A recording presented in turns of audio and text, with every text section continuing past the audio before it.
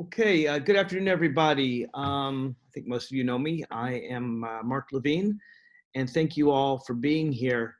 Um, Last week, when I did a listening session that was really a law enforcement town hall, many of you were there. Some of you may not have been. I had the police chief for Alexandria, the police chief for Arlington, the Commonwealth's attorney for Alexandria, the Commonwealth of Arlington, and we asked some really tough questions that I shared for everyone in the community on issues of police training, whether it's implicit bias training or de-escalation training, on police brutality, on what our Commonwealth attorneys would do if something like the execution of George Floyd happened in our communities. There were a lot of really good, tough questions. And It was amazing. I mean, we went 2 hours and we could have gone longer, and I got like 50 questions, and I tried to do my best to get them all answered. But in the course of that, well, there were two issues. One is I didn't realize that Zoom had a 100-person limit. And the other was, and it just shows the incredible interest, we started it at 1 o'clock. And unlike this session, at 1:01, we had 100 people. And then people were complaining that they couldn't get in at 1:02 and 1:03 and 1:04. That's one of the reasons why I'm hosting today's session. Of course, a lot has happened in a week. Last week, I was one of the earliest people to talk about this. Right now, everybody's talking about it, and that's a good thing, a really good thing. And a lot of people can't attend because they're attending protests all around the city, the country. And again, that's a really good thing. I myself was in Washington, D.C. yesterday for about 4 hours, everywhere, marching in front of the White House, down Pennsylvania Avenue, up 16th Street, which has been renamed Black Lives Matter Plaza. I was really glad to be there. And if you ask, I mean, it's a smallish group. Later on, I can talk about what I saw yesterday. But I really don't want today to be about me. The goal of today is really to hear, because last week we couldn't hear a lot of voices. Mostly it was me posing your questions to law enforcement, but people really couldn't talk about their pain, their experiences, their own personal reflections. And also, given the fact that it was limited to 100 people, I felt bad. I felt like people had more to say and did a chance to say that. And then there was a really powerful vigil.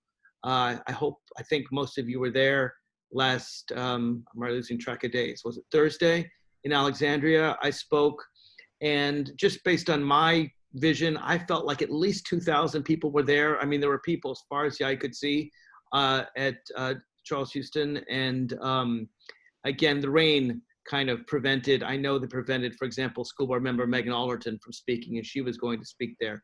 So I asked her to speak today. I want to hear her voice, and I want us also to talk with each other. Now, had there been 100 people, we would have had to be more careful about taking turns. Now I'm worried I discouraged too many people. I said, if you don't want to necessarily talk, that's okay. We'll have the archive. You can watch the archive later. And I got so many people concerned about the 100-person limit that now I feel like I've gone too far in the other direction. So look, this is an imperfect science. I never know whether 10, 100, or 1,000 want to show up at one of these things. But I really appreciate y'all that are here, and I really appreciate those that are going to watch the archive later. And if you want to say something, just post it in the chat room, and I will give you your chance to speak.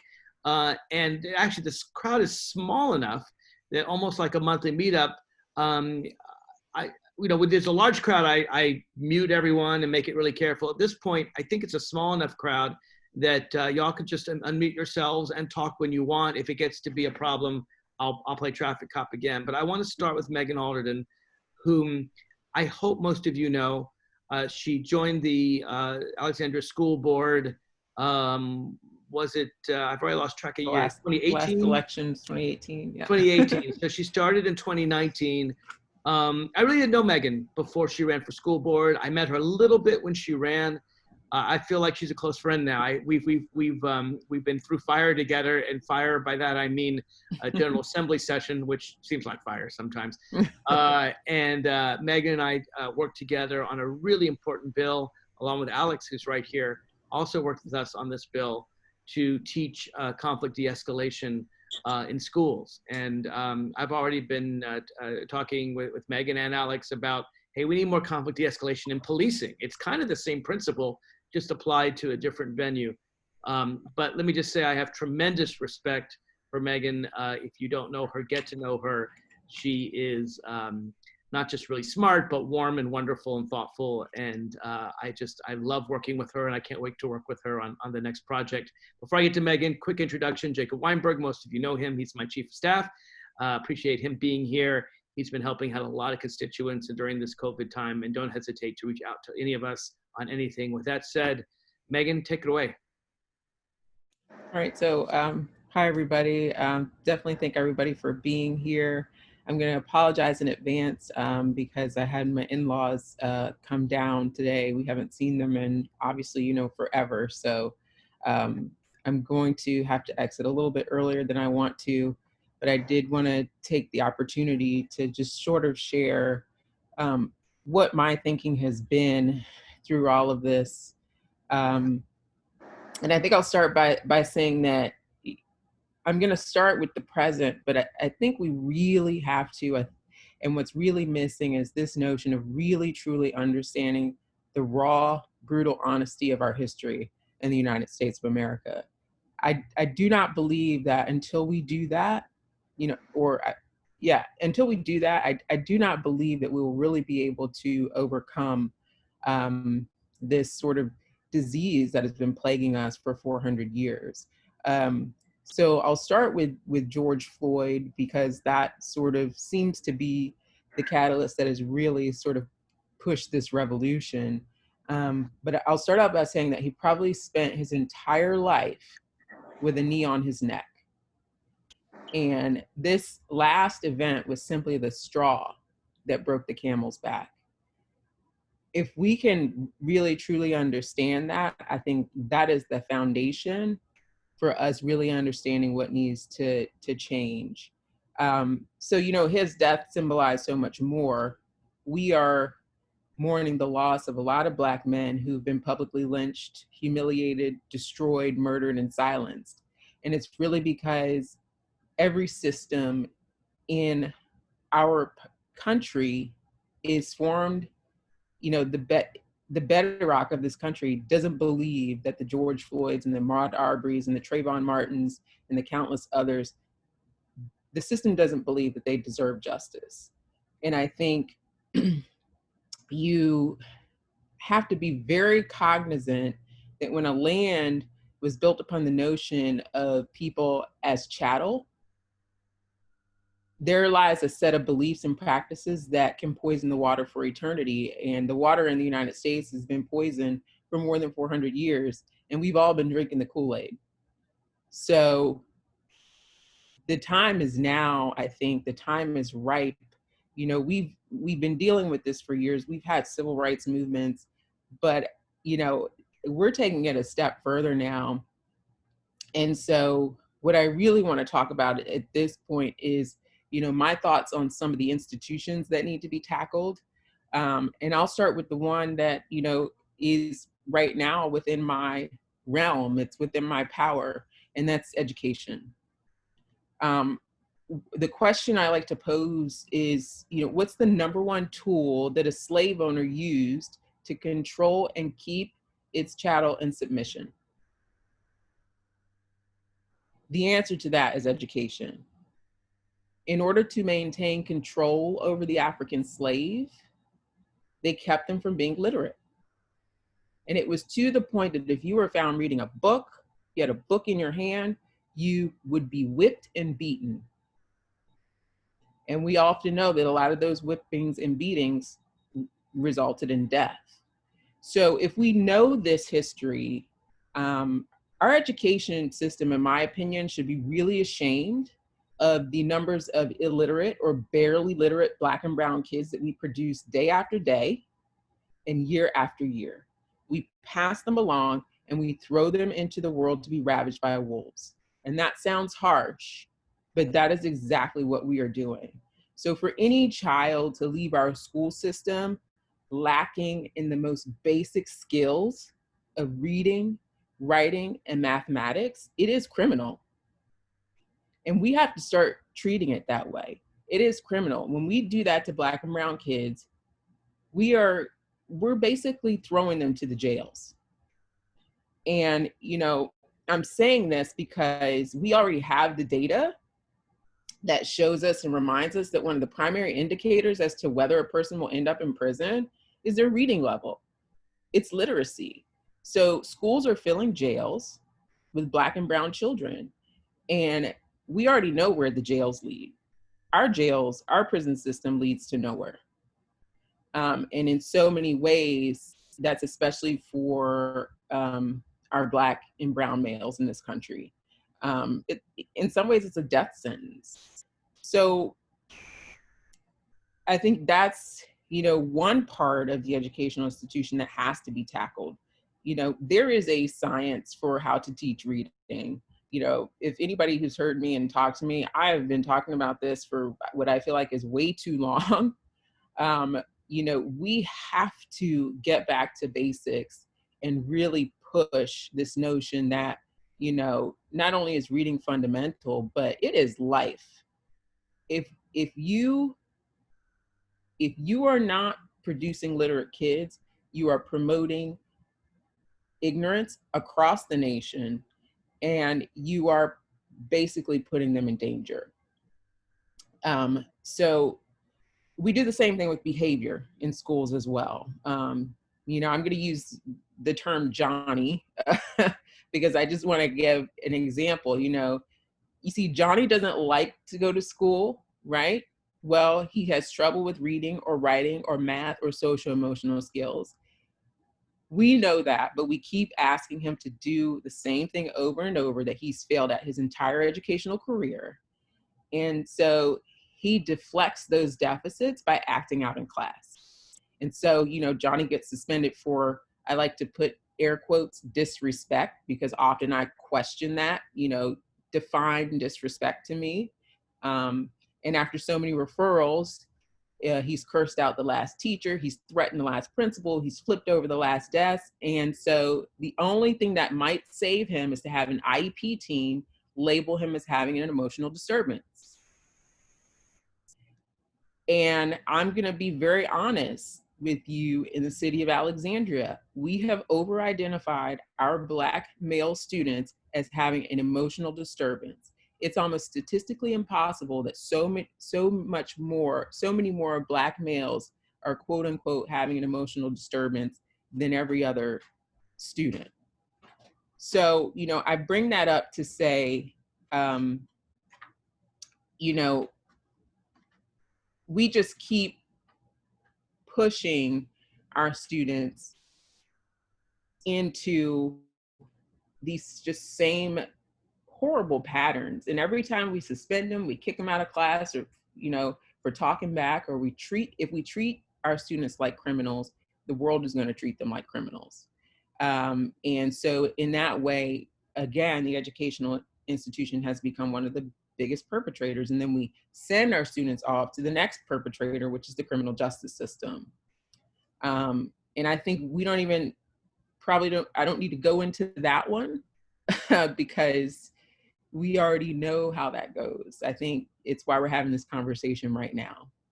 And you had some folks on last week who really talked a lot about that piece as well. Can I ask you, Megan, what do you think is the answer? You've clearly, very clearly described the problem.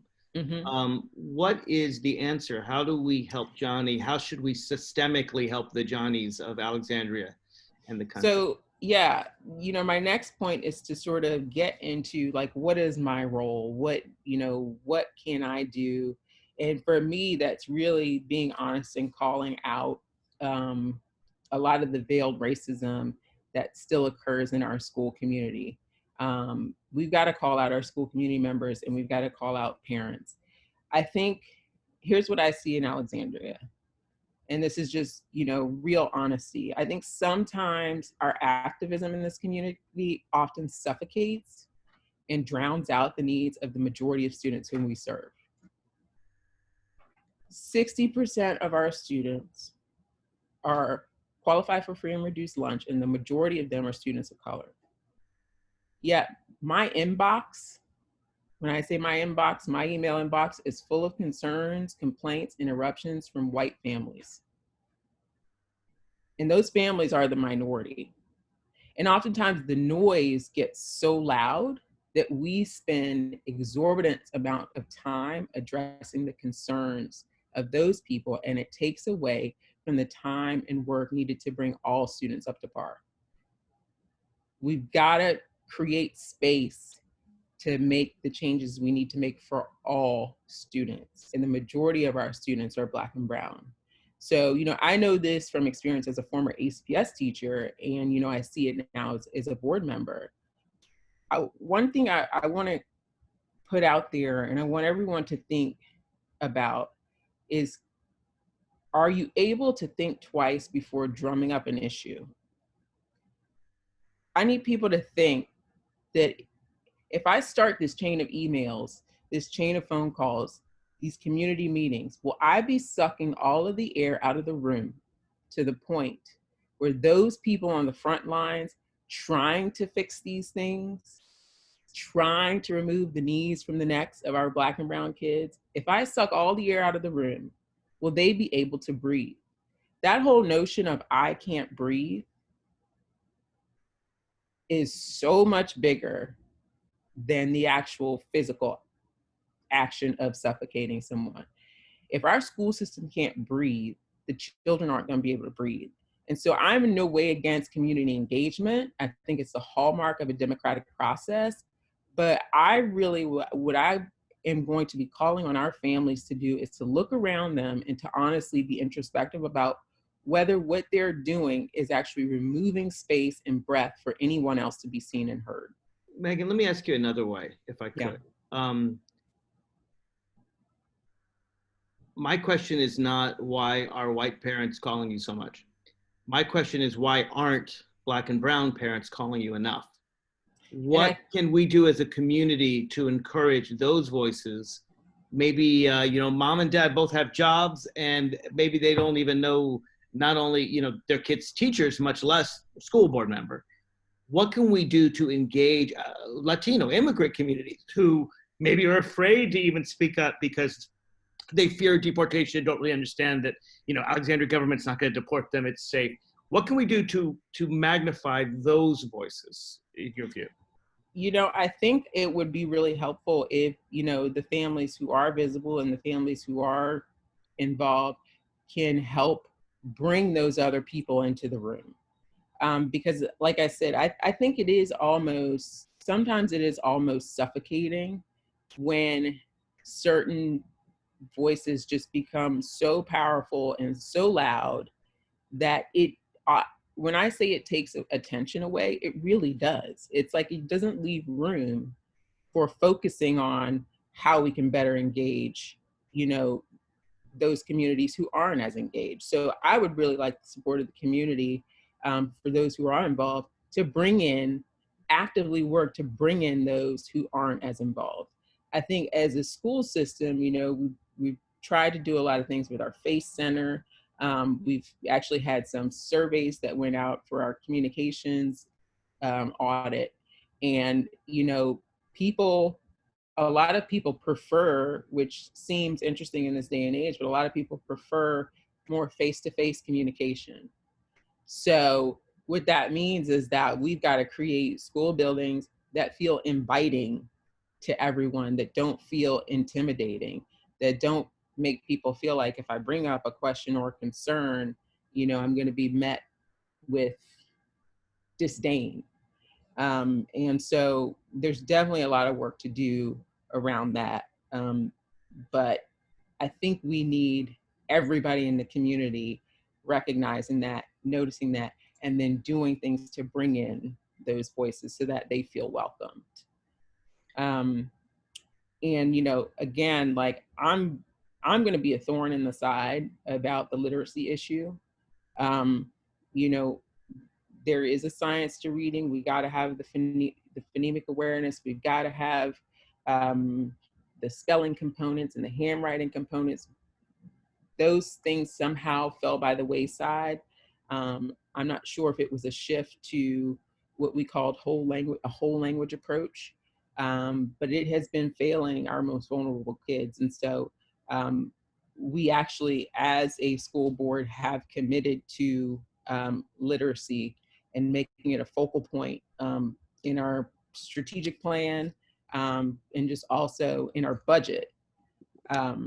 So, you know, and I think we have a board, we're lucky, we have a board that's committed to this. We have superintendent and staff who are on board. But, you know, I have a fire in my belly on that issue. I'm not going to back down. Like, we need to start seeing progress for these kids. Megan, Susan has a question for Sure. you. It's not so much a question. Wait a minute. Every time I get into or read and see a discussion about education, there is one point that is always passed over, and that is, why do we have this situation in the schools today? Mm-hmm. And it comes from 100 years ago, when a decision was made that education is not supposed to transmit information to the children, but to allow the children to find their own information. Mm-hmm. And therefore, the curriculum became process, skills, and not content. Mm-hmm. And until we recognize that this is at the center of our problem, we'll never get any place. And I'm a teacher, although I stopped teaching in cooperation with my principal because I couldn't do what they expected the teachers to do. Mm-hmm. I thought I was supposed to be teaching a subject, and they thought I was supposed to be nurturing the kids. And to me, teaching a subject is nurturing them. Mm-hmm. It's the kind of nurture that children need in the schools. Mm-hmm. But this comes right back down to John Dewey and the people who worked as he was working 100 years ago or so. And it's all in the literature. You can find the literature. Hirsch, E.D. Hirsch Jr., of course, is the top of the people who have done this. But recently, Condoleezza Rice had an article in the Post, and she said, I'd like to know why the gap can't be covered. And I wrote an answer, which is still on my computer. And I said, it can't be covered because they're expecting the kids to build their education on what they bring to school, and they will not give the kids anything that they don't have.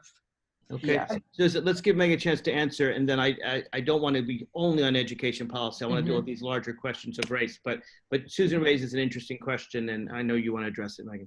Yeah, absolutely. And I 100% agree. I think what has happened, particularly in this age of standards-based sort of education and this notion of, accountability, I think it's twofold. I think, to be honest, I think our universities that are producing educators with education programs, they're not really doing enough. I believe they're not producing a pipeline of teachers who really understand what you're talking about.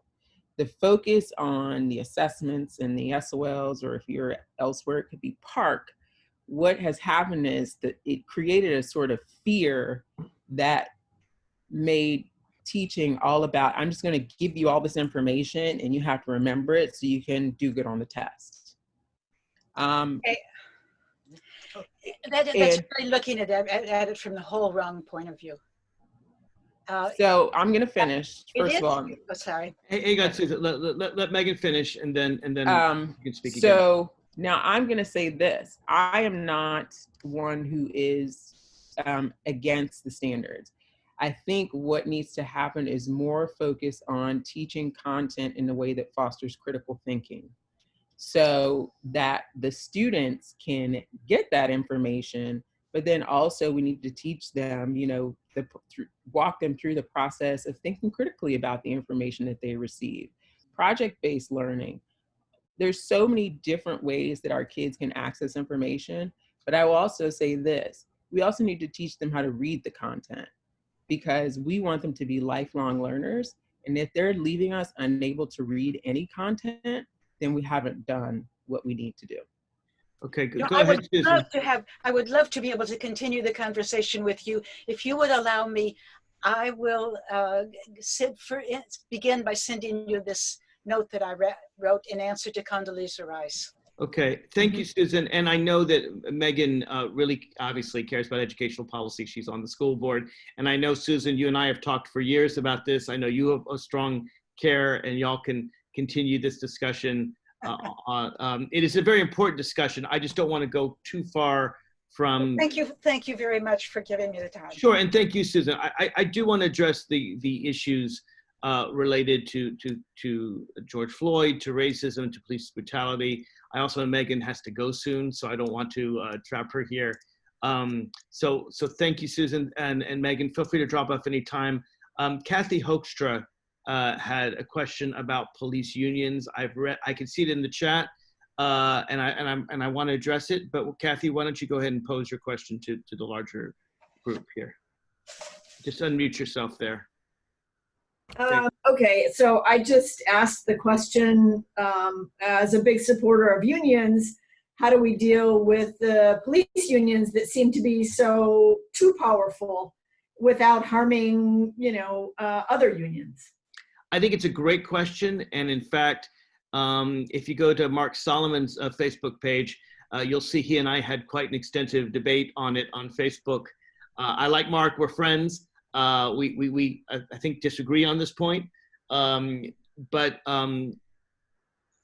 you and Mark are right that police unions in this country have tremendous power and use that power oftentimes inappropriately. The clearest example, I think, is Buffalo, New York, where you had 2 police officers quite aggressively, some would say brutally. Of course, there's levels of brutalness compared to what happened to George Floyd and Breonna Taylor and others. But pushed a 75-year-old man down, bleeding out of his ear, didn't help him. Those 2 have been indicted for aggravated assault. So far, so good. You might say, okay, a couple bad apples, but then 57 out of the 75 members of that unit in the Buffalo, New York police force were angry, not at the police officers, but at the district attorney for indicting those 2, and said they were going to resign from this special force, but not resign from the police force that they're getting their salaries from. In my view, and obviously I have no power over anything that happens in Buffalo, New York, but in my view, all 57 of those police officers need to be fired, and they need to start over. So there is a lot of culture in police. There's a lot of, protect our brothers, don't cross the blue line, don't disclose what our fellow officers are doing. Even in that video in Buffalo, if you've seen it, right after the man's pushed and falls to the ground and he's bleeding out of his ear, one police officer stops to help him and another one pushes him away. The disagreement I had with Mark was Mark sort of blamed that all on unions. And I'll be the first to agree that there are police unions across the country that instead of negotiating for things I think are really important, benefits, healthcare, racial diversity on the force, things police unions should be fighting for and often do fight for, some of them are fighting for worker protections that if they break the law or use excessive force, they can't be fired easily. I think police officers that use excessive force have to be able to be fired easily. So the answer to me is not unions per se.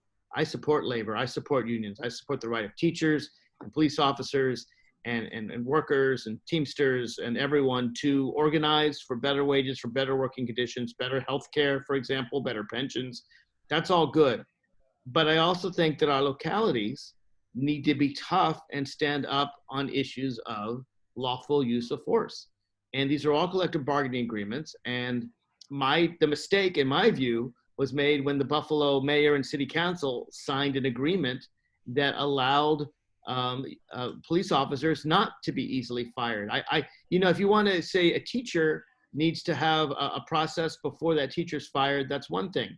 Police officer, that's kind of something else. If they lose respect in the community, you got to be able to suspend people without pay at least very quickly. So I think the answer is not to diminish union rights, but to recognize that police are different from other professions. And when it comes to use of force, that's a protection for the community. That isn't just a job, workplace protection. So that's a long way of saying, Kathy, I fully support the right of collective bargaining for police officers. At the same time, it's a bargain. It's a contract. And we need local cities and localities to say, when it comes to use of force, no bargain. And honestly, if state legislators, I'm pointing the finger at myself now, will pass laws that prohibit certain kinds of uses of force, prohibit chokeholds, that would prohibit, I don't usually want to prohibit localities. 99% of the time I want to give localities power, but I'm more than willing to prohibit localities from signing any agreement that takes away their right to fire a police officer for whom a complaint has been issued. Because there, I think that's really important. We need, tougher bargaining on those issues, not on healthcare, not on family leave, not on pay. Those things we need unions for. But when it comes to protecting the community, I think localities and states need to push back. I would say that in Virginia, unions have so few rights that we haven't seen this problem, because the problem's gone too far in the other direction. There are very few unions with any power. And most of we had a bill to allow collective bargaining finally for public employees in Virginia. It won't go into effect until next May. So we don't know how it's going to work out yet. But we haven't had that problem in Virginia about not having enough labor rights. We've had the problem of having too few labor rights. But in general, yeah, we have to be careful, Kathy, and make sure that the police are bargaining about their own health care and family leave and wages, and not about use of force or chokeholds or not firing a renegade police officer. So that's how I would answer that question. And I think it's a good one. Others who want to speak. Alex, I know you wanted to say something. Why don't you go right ahead? Well, it's kind of sort of pointless now because Megan had to leave, but I would definitely. Still there for the moment. I'm still here, so. Oh, you are? Okay. Yeah. But yeah, I've said before that looking at these stories just always reminds me of my days in school, because the thing I've noticed over the years about teachers within the Fairfax County school system is that they tend to be role models for their students. I mean, they've always been known for setting a standard in which the students will follow, all the way up to high school from elementary school. And the reason I say this is because I always notice my kindergarten teacher, or even all the way up to my 5th grade teacher, basically making me out to be not only excluded from things I didn't want to be excluded from, but basically the target for, oh, look at the way Alex did it. That's not the way you all should do it. And that's just an example. So I think a particular reason I would, that I would look, I mean, okay, I'll cut to the chase. I basically am trying to do something about an emotional angle of the restraint thing, that physically I can breathe, but emotionally, I don't remember the last time I did because of all this. And it's like, I know, Megan, you've talked about calling out those who are responsible, but it seems that we don't agree about who is responsible, because you remember when I told you about that questionable bill that allowed applied behavioral analysis to be extended throughout the schools? And I just am really nervous about that, because it's been reported to do things that I've been a victim of, that to this day, thinking about it just boils my blood, because that's not how we autistic individuals work. We can't just do things your way. We want to do things our own way, and we can't just, like, the thing of, I mean, for example, like, we have so much trouble with eye contact, but if people just demand that from us anyway, younger generations are going to learn from this, and then we're never going to be heard. We're never going to have like the accommodations we need. We wouldn't be able to follow our passions that we're searching for, because we're too busy trying to relieve our post-traumatic stress from like certain things that we've experienced, because people don't understand us. So that, Alex, thank you. You've made your point, and you made it eloquently. I actually want to broaden what you've said, and I know Megan has to go soon, to talk about autistic kids, absolutely. Talk about Black autistic kids, talk about any right. kid with special needs, talk about once a child is seen as sort of difficult to teach, and it could be because they are autistic, it could be because they're dyslexic, it could be because they are not up to the reading levels of other kids, it could be because they come from a really troubled home and they don't get any sleep, and so they sleep all day in class. What can we do? And by we, I don't just mean you on the school board, but just sort of how can we all think about how to deal with kids that are sort of, I mean, Alex mentions that he could still breathe, but they were emotionally sucking the life out of him. How can we train teachers to care for even the students that are a bit harder to teach? Well, I think let me ask Megan that question, if you don't mind, Alex, and then Yeah. All right. Sure. I think it's two things. First, I want to acknowledge something that Mary Rudnofsky said, and she said if she believes it's the same culture of police in terms of blind cover-ups of what's actually happening, and that's absolutely true. I think for one thing that we have failed to do is really thoughtful and honest evaluations of teachers. And that has caused a lot of problems, because if you're not exposing the issues, if you're not having those tough conversations with the people who are on the ground doing the work, what Alex is talking about is the result. And so that's one piece. The second piece that I've also been a thorn in the side, I'm sure my school board colleagues could vouch for saying this, I've really been a thorn in the side about having really strong multi-tiered systems of supports in schools. You cannot have a school that is not built on the notion that you need several tiers of supports for students.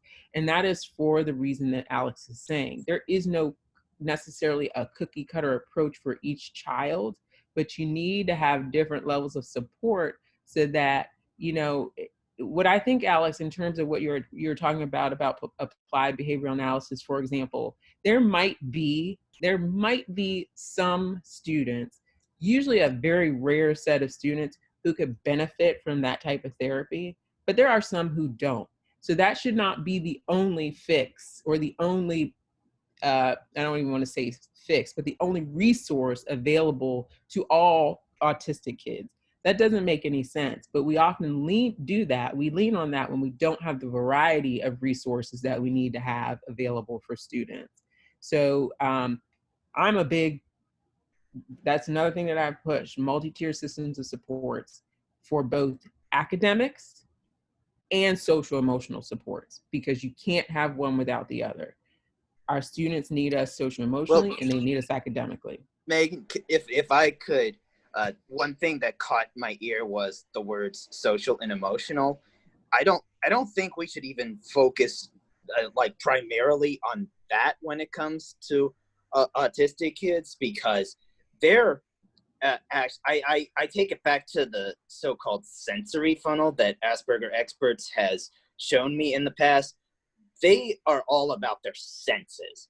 They need to learn about how they feel, like not just the five senses, but like on the inside of them. Whenever someone says a certain something to him, how do you think that like hits them like it does? Like if they like were as like told that oh you did this, and but if they didn't realize that that it was like wrong, they might get a huge stomach jolt. Like they might be like, what's going on, then they won't even understand their emotions, and then they'll get less social.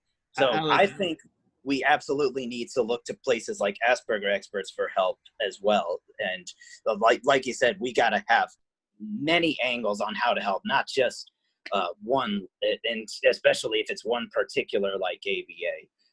So it's a powerful and important discussion. I don't want to get too sidetracked on the issues of systemic racism and police brutality. I know that we've been talking about police in schools, for example. Right. And I don't know, and again, Megan, I know you have to go soon, so I don't want to keep you here. Let me know. But this is too interesting. So. Okay, well, good. Yeah. That's what I want to hear. It's okay. Let me ask you, Megan, because we've been talking about, I, for one, have been extremely critical of the militarization of the police. I think that if you look in cities across the country, a lot of the violence, I would argue the majority of the violence, has been caused by police. Again, I'm not talking about Alexandria, but I am talking about Philadelphia and Buffalo and Denver and Washington, D.C., although I don't think it was the D.C. cops. I think it was the federal police that did what they did. Given that police, and I've seen them, we've all seen the video, are starting fights. Not just killing George Floyd and Breonna Taylor, but even just peaceful protesters in public when of course, with George Floyd, they knew they were being filmed. And yet there's some that say, well, we need police in our schools. We need SROs. There is a threat. There are school shootings. God knows, we're afraid of those too. I thought I'd use this to sort of to segue into what are your views on police officers, school resource officers in the school, and can that lead to some of the same racist treatment we've seen from police officers outside the school? This came up actually as a question during the election. And I think it's a tough one for me because having had been a teacher with SROs in schools, we had some great SROs, right? We had some great police officers that were actually good connectors for the kids to the community. So I'm not sure. The thing that I struggle with is, it seems to me that the training is the issue. I'm not against police officers. And I can't say right now that I'm against them being members of a school community if done right. But it's tough because then I go into schools in DC where you walk into a school building and the first thing you encounter are a bunch of police officers with metal detectors. And, that's not the feeling that I want in schools. So if we can somehow, I'm not sure what the work is. I think you're right, Mark. I think there's a similar issue around training in terms of like just how to communicate with people. And not because, again, like, don't turn the school into a prison. schools are not prisons, but if we make them prisons, then what do we expect to produce? So again, that's a tough question. I'm not against SROs because I think police can SROs, be for those who don't know, are school resource officers. Some people don't know the lingo. It can be a school good cops. community connector, right? If it's done right, I see the potential there. But if it's not done right, then we have, it creates problems. Could we broaden this conversation to talk a little more, maybe a little more emotionally, about your thoughts? I'll give you mine, but I'm encouraging others to do so as well. When you saw the video of George Floyd, I felt the same way seeing the video of Eric Garner. I myself have imagined the Trayvon Martin actually case really disturbed me. If you want to know something that really made me angry, because he was out in the middle of nowhere and alone, and this guy was, tracking him and almost hunting him down, stalking him. But to me, watching those 8 minutes and 46 seconds, and knowing that the police officers knew they were being filmed, right? So this wasn't a case of some horrible person beating up Trayvon Martin in the darkness, but they knew they were being filmed. The onlookers were saying to the police officers, "What are you doing? Get off him." That sort of helplessness. And again, I'm well aware that the only difference between now and 10 years ago and 20 years ago is more people have cell phones. I know this ain't anything new, but it's now being filmed and now we can watch it. And I'd love it. I don't know any African-American who hasn't had an experience of being mistreated by the police, driving while Black. I serve with a large number of my colleagues, my friends. I don't know a single one that doesn't have a story or two or three to tell.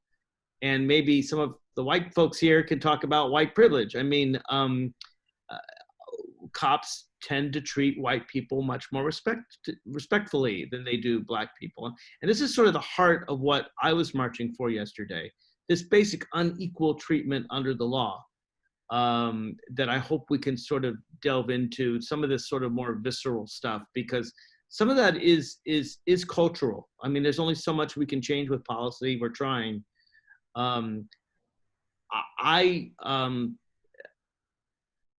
It just angers me to the core that there are police officers throughout the country that regularly, racistly, if that's a word, mistreat Black and brown people in America. And I guess if we can sort of move on to discussion like that. And I see Susan Davis has her hand up. So Susan, if you want to say something about that, please go ahead. Hi, Mark. Hi, everyone. Thank you. My thought about police brutality, let me put my face up here, is that it's not only accepted, apparently, within the community, but I think it's expected. That seems to be why there's very little pushback from, until videos, or even after videos, where, we had to wait a week before George Floyd's murderer was brought in. And I think when we call it the militarization, sometime, I believe, after the Iraq War, we had a influx of materials, and they were then sold to the police departments. It was during that time when we started seeing everyone bulking up and carrying different weapons and adding on to their, having the big vests and all that. That would have been like 98 or something. And I'm just wondering along with that, if the idea of what a police officer was really started to skew in a different direction. I remember when I was in my 20s, of course I'm white blonde, right? But we called them officer friendly. Remember that concept? I don't know, is everyone here too young? Officer friendly was the guy you were supposed to be able to go up to. And he was a guy, if he was armed, he would have a baton. That would be there wouldn't be guns and vests. And it slowly has become like a Russian looking, overview of our country through the force that we're now invoking on our citizens. Mm-hmm. Anyway, those are some of my ideas. I think that along with, if you're going to give people that kind of, those tools for that much force, it's going to empower them in a way that is really over the top. And it's part of the training that goes with it. I mean, what are you going to do with all these tools? You're going to use them, right? And how do you use them and what? So I think there's a lot of relationship between how the military performs and is trained and our police department. And that totally needs to be separated out. Thank you for that comment, Susan. They say that if you have a hammer, everything around you looks like a nail. And I think that's part of the problem with the folks that have this. Matt Harris, I had some comments. Go ahead, Matt. Thanks, Mark. And I'm speaking on my own behalf, not the Human Rights Commission, which I currently chair. I think we first have to look at our home. It may look good on paper. Certainly Minneapolis Police Department looked good on paper the day before George Floyd was murdered. And there have been good questions that have been needed to be asked of our police chief. I'm disappointed he isn't here. There's a group called 8 Can't Wait, which establishes 8 goals that reduce violence by 72%. Now, the thing is, most of those 8 points our police department has already incorporated. So it's not a question of incorporation of good rules, but it's a question of enforcing good rules and making sure that the police are policed by the citizens.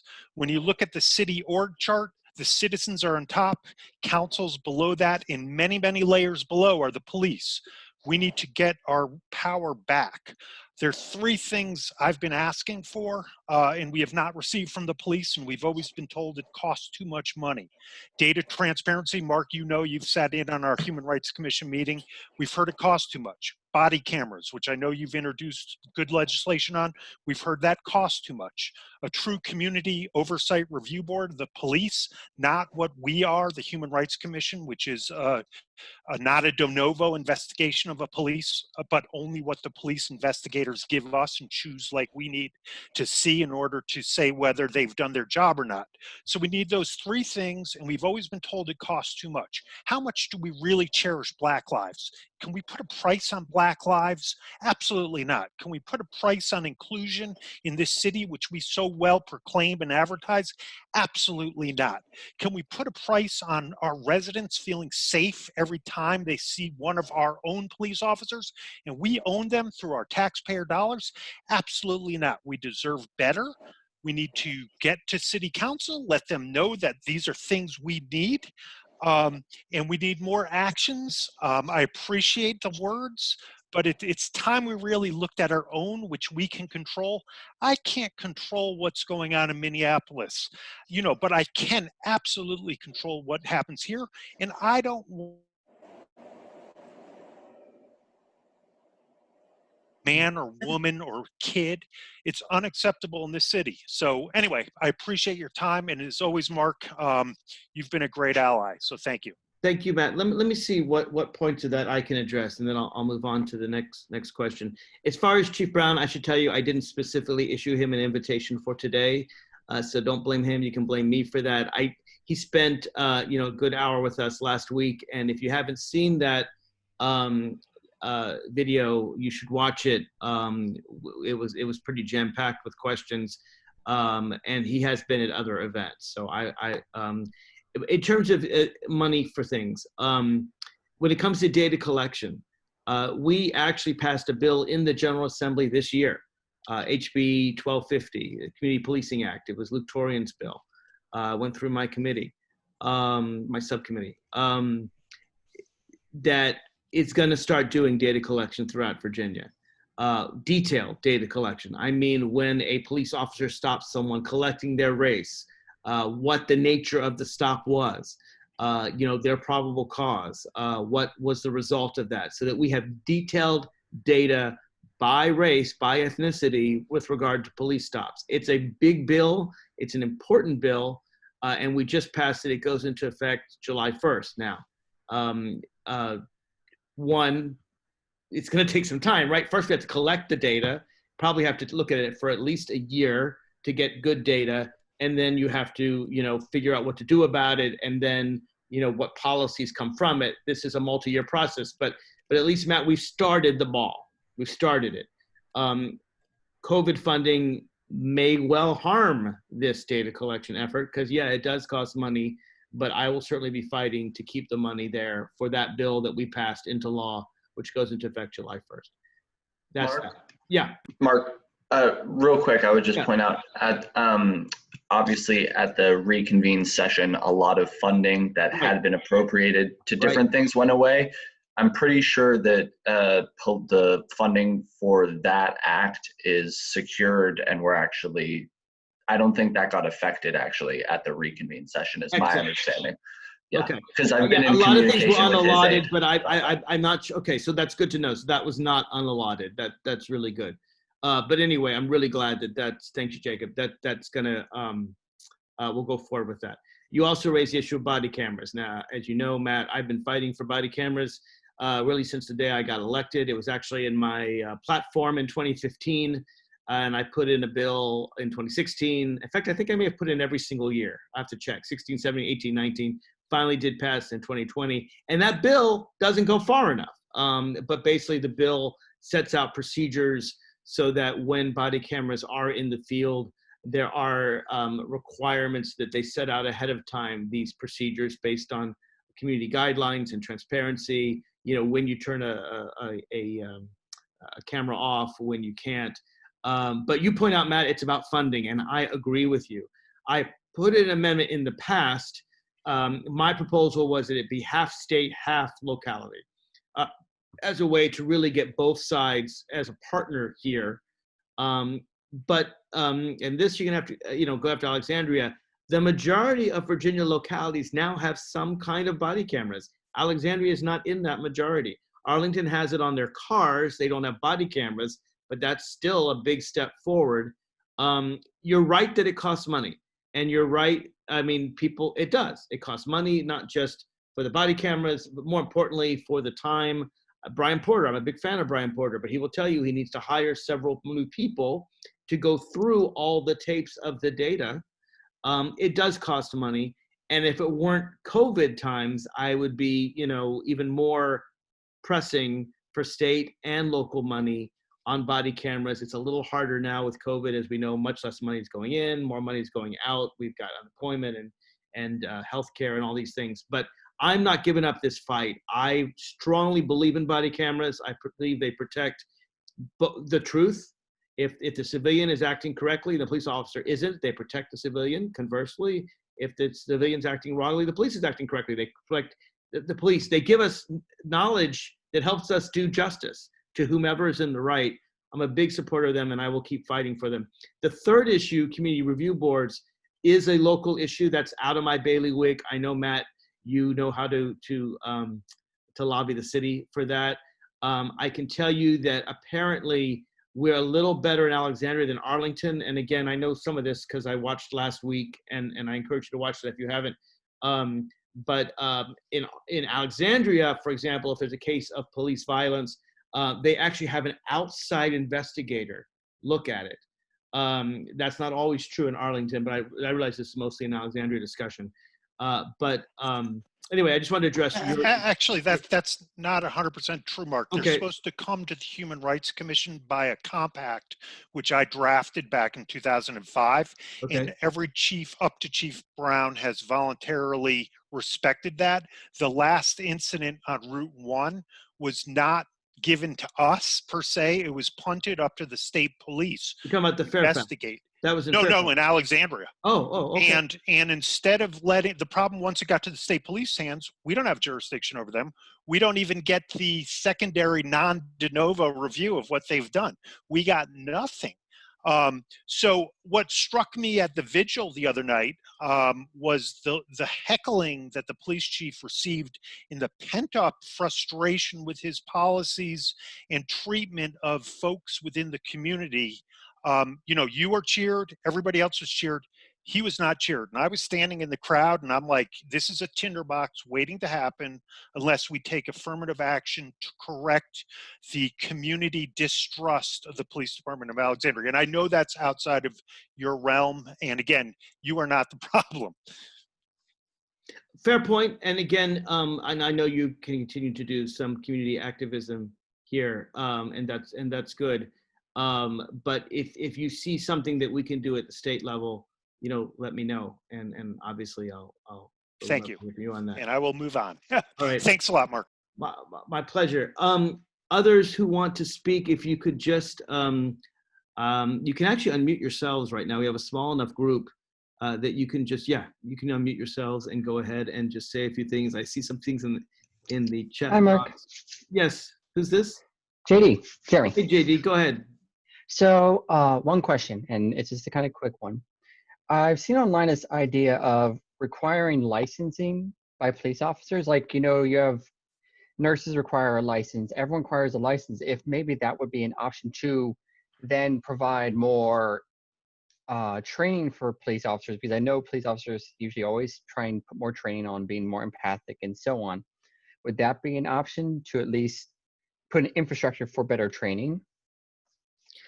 I don't know the answer to that. Is it possible? I'll tell you, we had our sort of law enforcement town hall last week. It would have been a great question for the chief. I do know there is training for police officers. I also know that the wages we pay police are not that high, and it's a tough job. It's a stressful job, and most of our Alexandria City police officers do not live in the city of Alexandria because they can't afford to live in the city of Alexandria.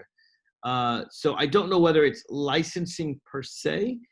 Maybe it's a level of training. It's a good question for Chief Brown, and I think he will have the answer for you. I don't know that I'm competent to really give you a good answer on that, but I do think it's a good question. Others who want to chat just about any feelings on what's going on across the nation. I mean, I was in Washington, D.C. yesterday for 4 hours, and I've marched in Black Lives Matter protests. It sort of began 2014, 2015. And I can tell you, for good or for ill, I think it's for good, that the audience, the people marching were very diverse, far more than usual. Actually, majority white, probably 3/4 white, at least what I saw in DC, which is not how it's been before. It's been sometimes majority black, sometimes half black and white. And of course, Latino and Asian and people of all socioeconomic statuses. And I would say, and I think it's because of COVID, I don't think it's because elderly people don't care, but strikingly young. Almost every past protest I've been in has been a mix of people from, children and teenagers through people in their 60s, 70s, and 80s because of COVID. And I understand it's the reason. I'm not criticizing any elderly people for not marching, but it was striking to me that in Washington, D.C., I would say 80% of the people were under the age of 30 and maybe 90% under the age of 40. And I was heartened by that because it struck me that this is the next generation, and the next generation was marching together. And you look at the protests and civil rights in the 60s, and you find 2/3 blacks or even less than 1/3 whites. It struck me that this is something. I saw a recent poll in I think it was 2014, 43% of Americans would say that Black Lives Matter, and now 74% of Americans say that Black Lives Matter. So I like to hope that white folks are starting to get it. But then the question is, well, what are we missing? What do we need to get? Is this just a moment in time, or is this something that's going to be extended?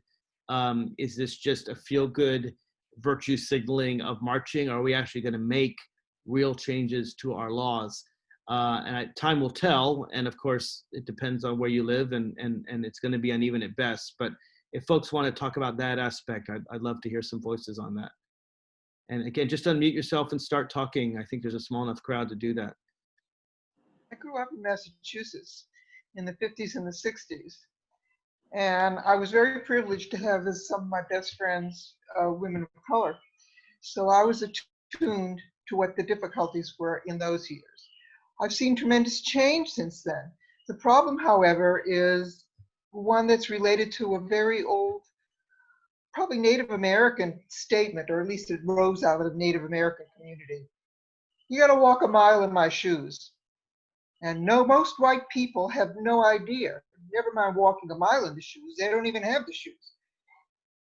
When I grew up, and a friend of mine, my BFF at the time, was talking about doing something in downtown Boston, and she had to use a bathroom. I said, well, why didn't you go into such and such a restaurant? You know, they're always, she looked at me as if I were completely dumb, which at the moment I certainly was. They won't let me in, just use the bathroom, never mind eat there. And that was in Boston.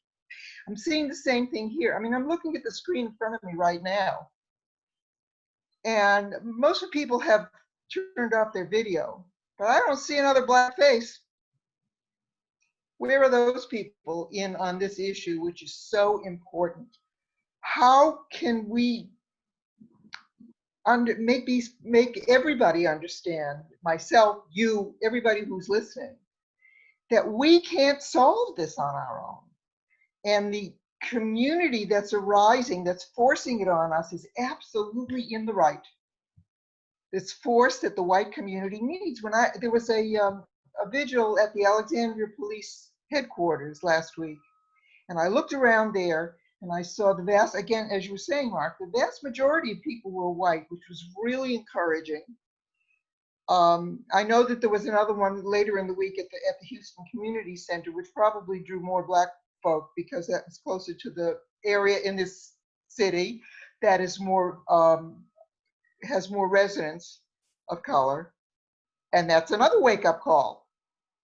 I mean, just that whole atmosphere that most white people don't see.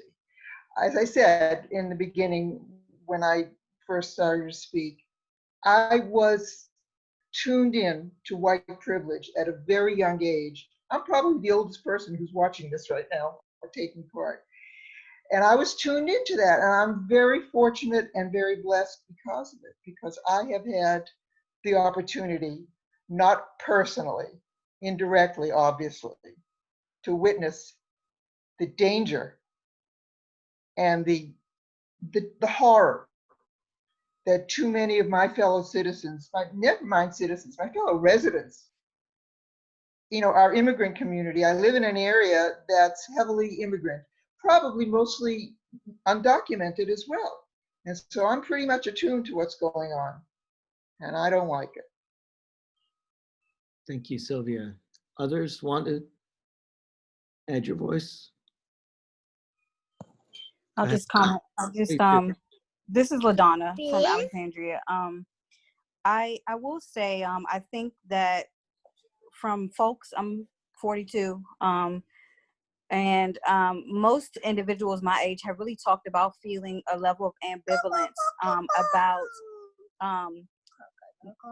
the white people, about white people sort of joining in on advocacy around police brutality, because it's been happening for so long, and it's not clear at this point sort of why all of a sudden it feels as if the white veil has been lifted off. I feel like people have conversations that I've had with people, they have thought about it being a choice for people to not pay attention. And it seems a little bit disingenuous even at this point, where it feels like our pain and rage is now sort of the narrative because it's been validated by white people. And so it feels frustrating. And so that's part of some of the conversations that some of my peers and I've been having over the last couple of weeks. We feel like, we recognize that there is a benefit to the pain and suffering and the disenfranchisement of Black and brown folks, and that people are able to capitalize off of our pain, and that there's some benefit. It's serving America as a whole in general in some manner in which, and that's why we haven't been able to really see, we've been able to see the slow changes, not the big drastic sort of changes. I think that we can legislate all the time. We can legislate it to death. We can talk about police reform. We can talk about, new policies, but I just feel like unless we talk about changing the hearts and minds of people, and getting the feeling of intrinsic motivation to do something different, then people don't. People won't. So that's just my thoughts. LaDonna, let me ask you a follow-up. What do you think is the best way to change people's hearts and minds? Since you say that's key, what would you do, or what would you advocate policymakers do, or cultural icons, whatever it is? How do we change hearts and minds? I think it does start with us having conversations about where we are as a city, Alexandria, as a city, as a country. I think it starts sort of in the grassroots organizations about and asking people what they need. I think that we start at the top and legislate down, and we're not having those conversations with the people who are mostly impacted by the decisions and mostly impacted by police brutality. The rally that was held this week in Alexandria, we appreciated Boyd's effort in the meeting, but it was all political figures. That would have been an opportunity to hear from the community about what it is that what they need, and to hear what the pain is like. There were 2 moms in the crowd who were impacted by use of excessive force here in the city, and they were in the crowd.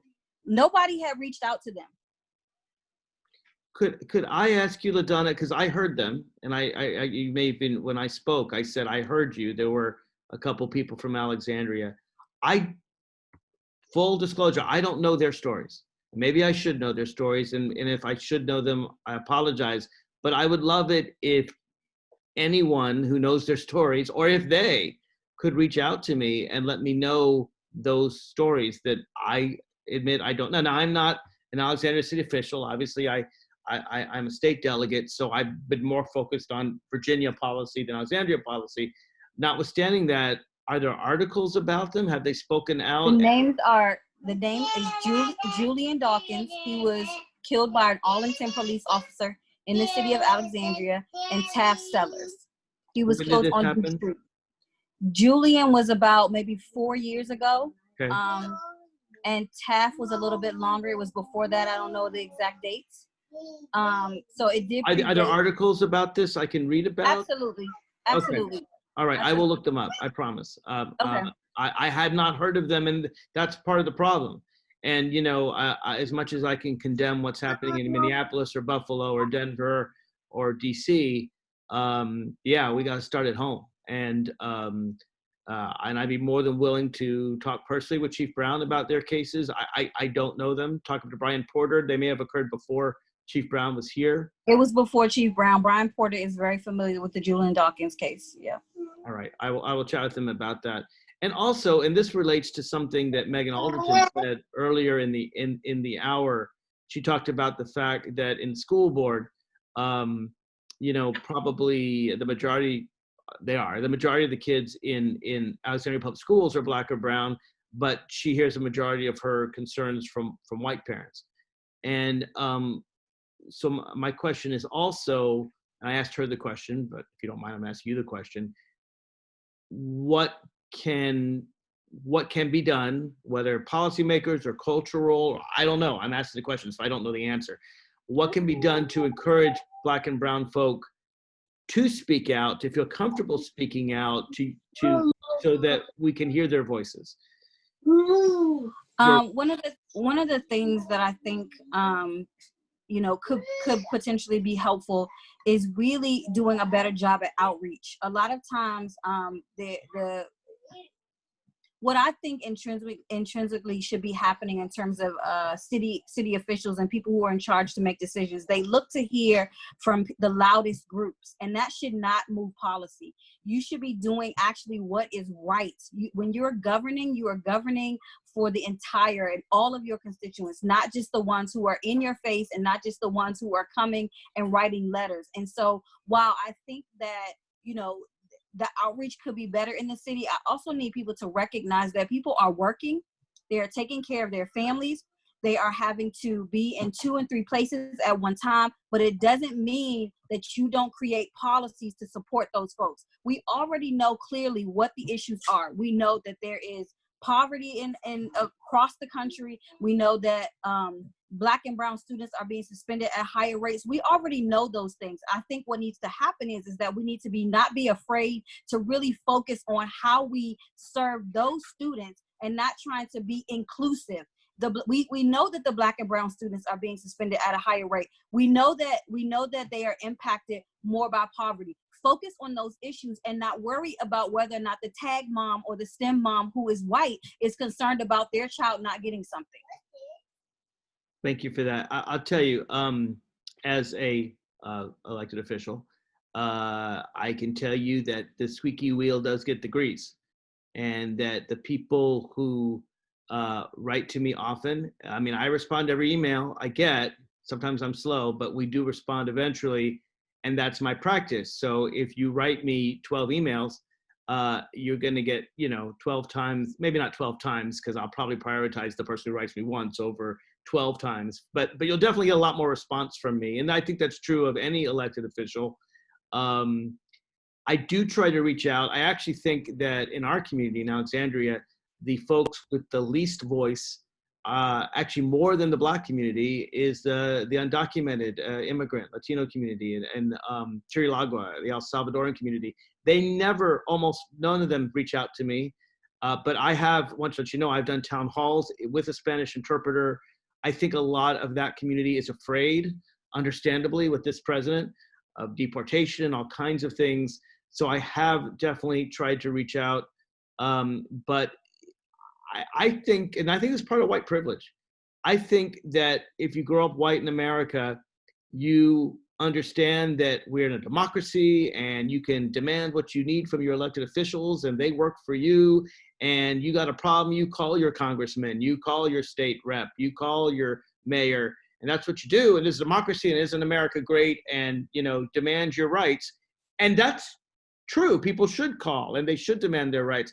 But I think when it comes to a lot of Black and brown people who grew up in Jim Crow and segregation and even just systemic racism, it's, the police officer isn't your friend, as Susan said, officer friendly. It's your enemy, someone who could kill you.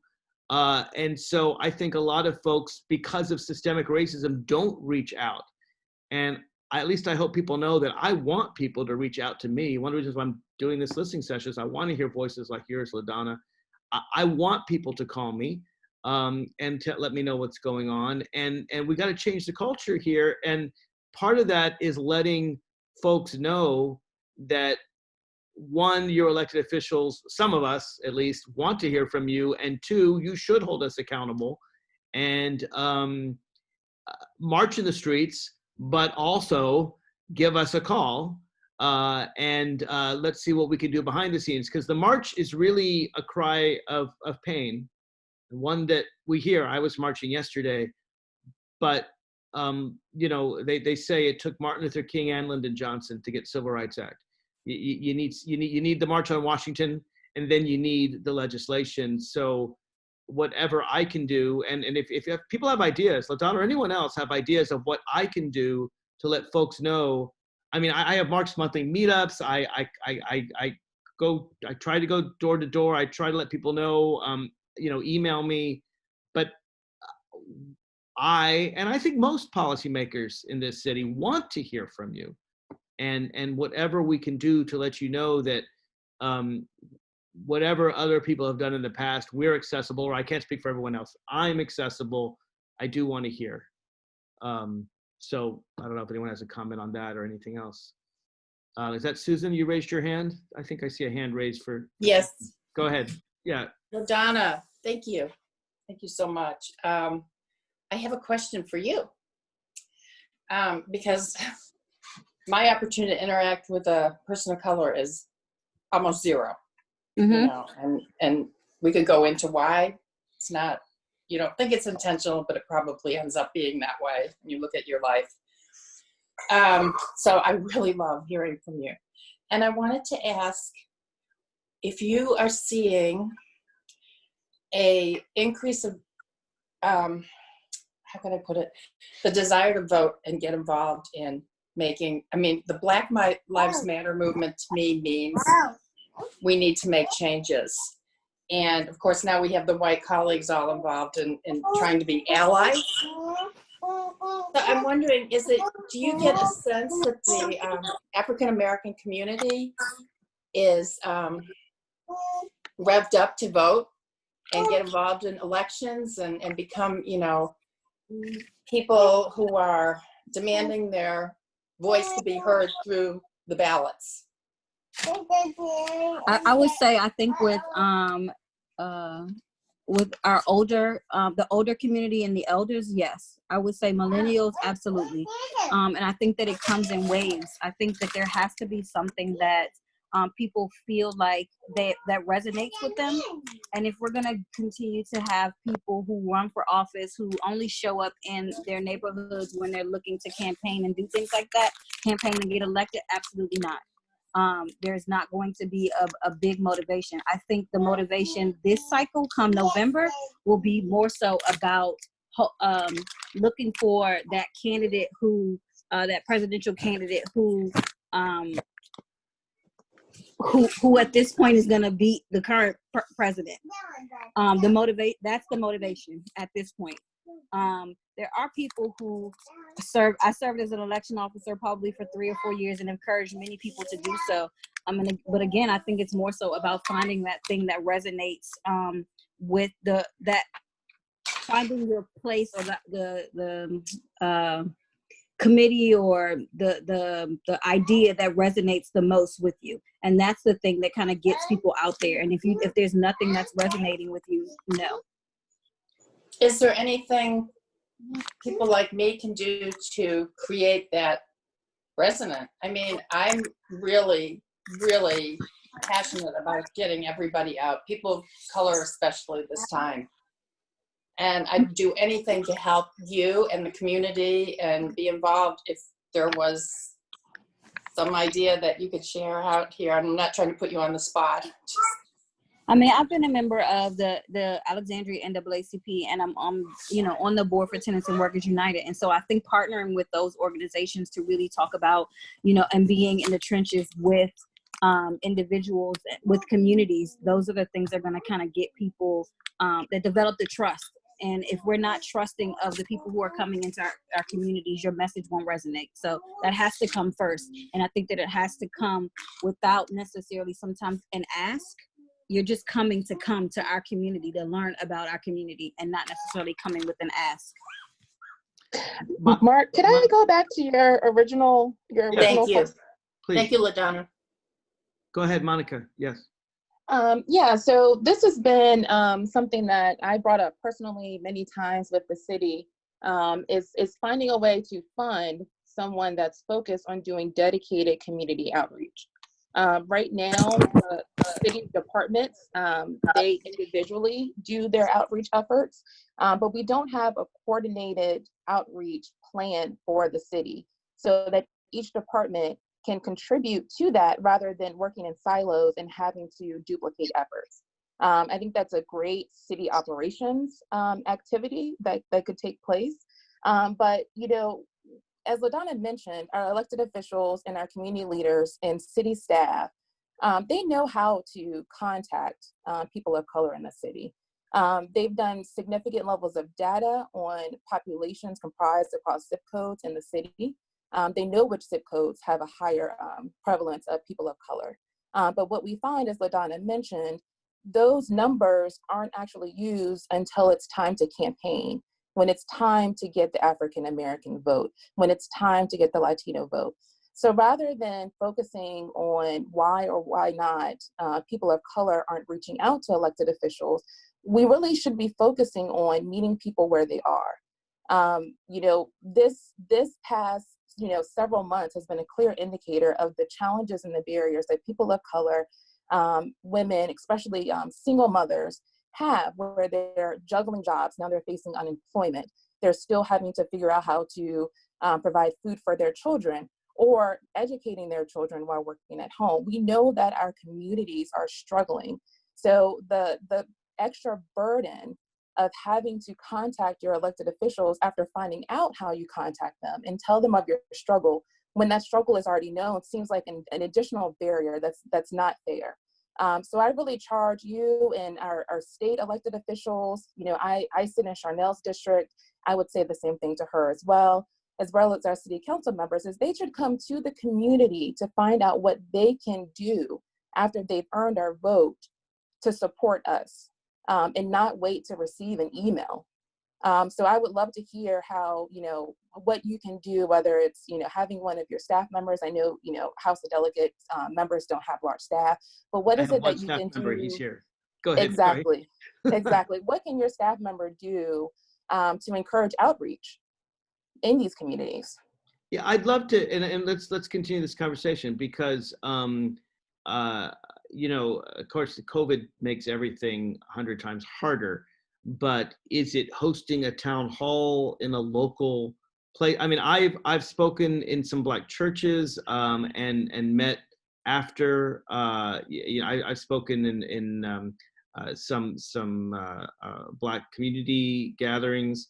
You know, I'd love to know what more I can and should be doing, where I should be to let. Of course, COVID again makes things really, really hard. So some of the things you may tell me may not apply for the rest of 2020. But in general, you know, I would love to get more people in my Mark's Monthly Meetups. I have them every month. Maybe if I had them in a certain restaurant, you know, that would get a larger group. Maybe work more with the NAACP. Again, I really am open to suggestions, and would love to, and I don't mean to put it all on you, but from anyone, and I'd love to be invited more. Again, COVID makes everything hard, but I'm really open to whatever I can do. I have done a lot of things in Chiricahua because I know that community almost never, maybe I'll just say never, calls me, but they can't. I mean, I get it. I'm not blaming them. I need to go to them. I bring a Spanish interpreter. We last town hall I had in Chiricahua had more than 100 people there, which was amazing, really. But you know, some of these pastors, I never know if they want me, you know, to speak after their church session or on a somewhat. I've mentioned to several Black churches, you know, folks there, you know, can we have like a Tuesday night meeting or something?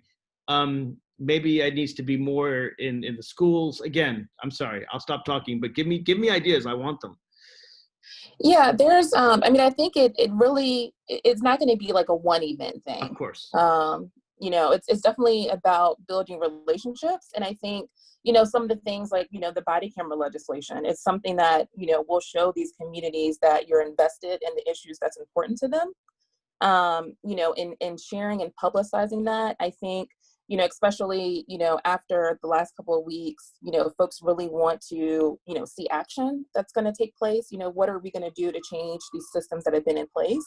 You know, and I think you've done some work that folks would really like to hear. So I think, you know, connecting with influencers within those communities are helpful. And it takes a lot of grassroots efforts. You know, I'm happy to, you know, provide some ideas or suggestions offline. You know, I've got your email address. I'm happy to do that. I love that. And I think I maybe need to talk to a lot of the many Black constituents that I know very well and ask them this question. And maybe it's my fault for not saying, hey, where can I go? What should I do to reach out? Not to them, they know me well, but to communities that don't know me well. Mm-hmm. But thank you, Monica. I do welcome your suggestions. Kathy Hoekstra, you've got your hand raised up. Go ahead. So I wanted to talk about something that I experienced in going out and canvassing in my precinct, which is the far west end. And I used to get really annoyed with people that weren't registered to vote or didn't vote. And then I stopped and listened to the people about what was going on in their lives, working 2 and 3 jobs and having to deal with all the issues that they have to deal with. And I wasn't mad at them anymore. And so that's why I think it's so important with legislation about, getting people, allowing people to vote absentee. And as LaDonna was saying, about coming to their meetings and meeting them on their turf, and maybe just going and asking an open-ended question, what's wrong, and how can we fix it, instead of going with the ask. Thank you, Kathy. And of course, you do know we did make it a lot easier for people to vote starting July 1st. We can do better, but starting July 1st, there'll be no excuse absentee voting. You can vote up to 45 days before the election. We got rid of that horrific Republican ban on absentee voting the Sunday before the election. The old law is you could vote absentee up to the Saturday, but not the Sunday and not the Monday before the Tuesday election. And the reason for that was specifically because Black churches were sending, quote, souls to the polls, unquote, and Republicans didn't want them voting. And so they restricted that absentee voting on that Sunday. We got rid of all those things. There is some question in these COVID times of why can't we just send a mailed ballot out to everyone?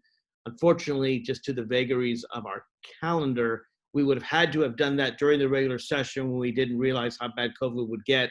And even a special session in July or August doesn't give us enough time to implement that. So I just don't see how we do that before November. But it's certainly we should make voting as easy as possible. No question about it. Susan, you had more to say. Yes, I had just put out, can you hear me? Yeah, go ahead. Okay, I just put out a note to the group that I would love to be a listener in an African-American Zoom event. Maybe just listen.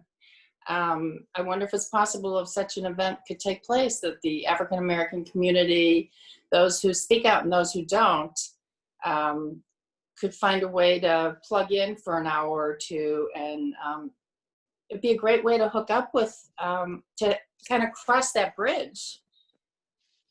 Hey, Mark, may I say something? Please. As a white man of privilege, of course, I sort of address this to Susan, what you can do. And you may not realize what you can do.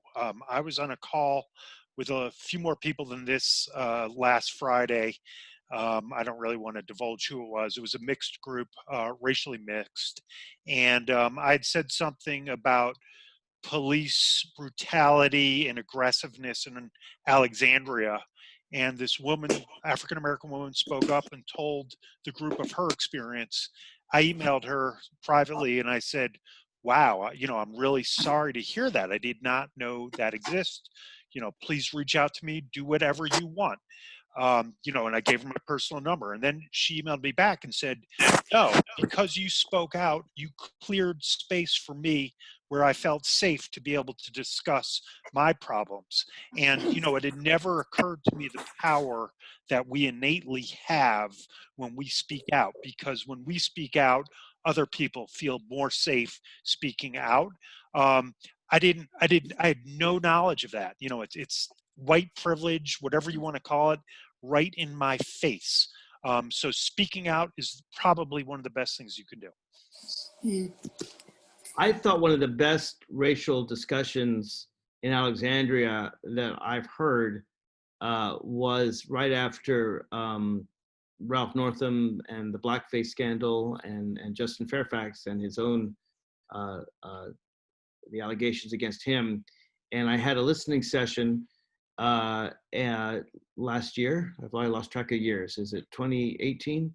But I did it in historic Black church in Alexandria, and talked with the preacher there, and because I really wanted to get a good mix. And we had a good mix of people, black and white, young and old, and a really, really powerful discussion that unfortunately it's really hard to have in these COVID days virtually. But for those of you who attended that session, I think you'll agree, it was powerful that night. And it was a really, really good discussion and mix of people. And it's a shame we can't all be together because, you know, I'm sitting here in my home, and if y'all can turn your cameras on, please do. I like to see you. I'm talking to a bunch of boxes, but thank you. I miss seeing y'all in person. I miss Los Tios. I miss that human connection. I recognize that it's nobody's fault, but you know, I do want to know what more I can do. You know, I marched in Washington yesterday, but I'll be the first to tell you that protests are just the start. They're never the finish, never the finish. It's just a matter of getting people, you know, I've told people, if you go and you march and you shout and you scream and you say no, no peace, and then you go home and do your job and you do nothing more, what have you done? It does require voting. It does require advocacy. It does require getting out in the community and listening. I've heard what LaDonna and Monica and Sylvia and others have said, and I'm going to do better to get out into people where they live. I've tried to do some of that, but I can do better. I know I can, and I'm going to work to do better on that. So that's my promise to you. We got about 19 minutes more. Anyone else have some things they want to say? I see Yolanda's just joined us. Susan, you have your hand raised, but I think that was from before, right? Oh, yeah, sorry. Okay, so if no one has anything more to say, I'm going to end. Well, let me look at the chat room. I don't want to end this conversation while anyone has anything more to say. Kathy Hoekstra, protest in DC, what we can do about the individuals. Oh, well, Kathy, why don't, is she there? She's gone. She asked a question. Oh, no, she's there. Kathy, I was going to read your question out loud, but why should I? You're here. So why don't you read your question? So I asked the question, what do we do about the individuals who had no identification on them? With all the gear on them, there's no way to identify them, even if people take pictures of them or video them and they're doing something wrong. You know, I just find this terrifying that you have people running around with no way to identify them in all this military gear, you know, COVID or not.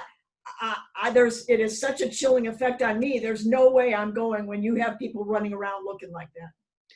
Thank you, Kathy. It's a fair point, and one I've certainly criticized at length. If you've read my Facebook page, I have not been a happy camper. I've been quite angry about a lot of what's going on in Washington, D.C. The answer is the Washington Post has done a lot of this for us. Thank you. Journalists, good journalists. A lot of them are from the Bureau of Prisons, the ones without identification.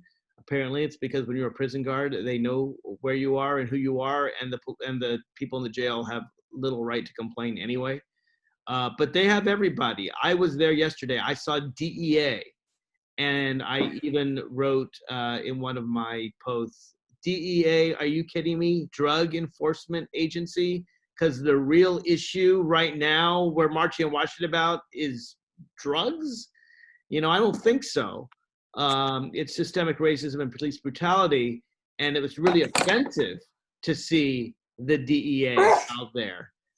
Frankly, even more offensive because, you know, when George Floyd was getting executed, and the people out there were saying, hey, what are you doing? Your knee's on his neck. He's dying. He can't breathe. And one of the police officers blithely said, don't do drugs, which, you know, glad I wasn't there because I'd have to resist strangling him. Really made me angry. And so to see DEA there, I thought was a huge slap in the face. Now, obviously, all of this is your president, my president too. You know, we all know who's behind all this, and Pence and Barr, and you know, y'all know I have not at all been shy about criticizing this administration at the top of my lungs. Frankly, I wish some of my colleagues would do more. So some people say, Mark, what are you doing? You're a Virginia state official. You know, you're not a federal official. Why do you spend all your time criticizing Trump? I'm like, I'm an American, damn it. And this is offensive to me. So Kathy, I completely agree with you, but let me give you some good news. Yes, Tuesday, Wednesday, Thursday, Friday, the National Guard was called out, and Utah and Missouri and several states sent them. Ralph Northam, to his credit, did not, refused to send the Virginia National Guard. But they were there. They were in front of the Lincoln Memorial, as if, you know, protests in front of Lincoln were somehow wrong. I mean, March on Washington, I don't have to go there to explain. All you all know. Really, really offensive. Like an occupying army. But here's the good news. I promised I'd end with good news. They weren't there yesterday. The mayor of DC, who's made some mistakes early on, but doing a lot better now, basically told the feds to butt out. And in fact, Donald Trump apparently even considered taking over the DC police force, which apparently has a right to do because DC has no rights because DC is not a state. DC is statehood now. But she stood firm. And they backed down. And the good news is, if you were around yesterday, there were very few police to be seen. And yeah, there's this massive new wall around the White House, this new fencing, as it's the only wall Donald Trump successfully built, and it's to protect himself from the people. But notwithstanding all of that, Kathy, come to protest in DC. It's no longer an occupying army. I saw one National Guard group with like a little tank, and they were surrounded by people who were partying and dancing. I took some pictures. They're on Facebook if you want to see it. They were definitely not occupying the city. I know they did, but as of yesterday, they're not anymore. We have won the streets. Whose streets? Our streets. And you should feel free to protest. And also, damn it, the more the police try to keep us from protesting, the more we should protest. Because that's exactly, you know, Donald Trump talked about dominate the battlefield or the battle space or whatever word they use. He was talking about the people of America. That actually got me to Washington. I've been in Alexandria. The fact that they were trying to stop us from protesting is the reason why I started going to Washington, you know, so often. So I guess I would respond by saying we are winning this battle. I think we're winning this moment. I think the president is losing this moment. I think his militaristic techniques have been counterproductive. I think you've seen protests in 50 states, in thousands of localities across the country. We're seeing, I saw an article in the Washington Post, Norwood, Colorado, this entirely white town, they were protesting. We're winning this battle. And so the only hope I can give you is, you know, the president of the United States wants to be a dictator, and he wants to be Kim Jong-un and Putin, but he's not succeeding. And thank God, pray to God, he will never succeed. And it's because of ordinary folk coming out all across the country and defending this country. And I've been heartened by the protests that I've seen. And so maybe I can end on that hopeful note. Well, Mark, I would not get too cocky about that. Well, I don't mean to be cocky. I just try to be hopeful. We got a lot of work to do before November. I recognize that. Look, I'm not going to sleep until he's out of office. And even if we elect Joe Biden, January 21st, I'm not going to sleep well until we have a sane person in the White House. Agreed. So I don't mean to be cocky, but I don't want to spare either. You've got to have hope. And I have been impressed by what I've seen across the country. I was very impressed by what I saw in Washington, D.C. yesterday. So no, I do not mean to be cocky, but at the same time, people need to know that we're winning this battle. We're winning this in the polls. We're winning this across the nation. More white people are marching for Black lives than ever before. Again, I don't want. The battle's not done. It's just getting started, but maybe it's the end of the beginning, and I'll take that. Any last words from anyone else? All right. Thank you all for coming here today. Thanks for showing up. Thanks for caring. We will have Mark's regular monthly meetup the last Sunday in June, and never hesitate to reach out to me. I'm here for you. All right. Thanks, everybody.